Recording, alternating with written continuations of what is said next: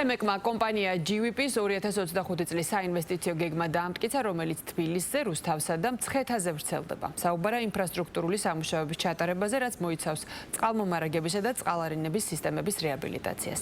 სამუშაოს შეხვედრა დღეს მარეგულირებულ კომისიაში ჩატარდა, რომელსაც Georgian Water and Power-ის წარმომადგენლებთან ერთად კომისიის თავმჯდომარე და რუსთავის მერიც ესწრებოდნენ.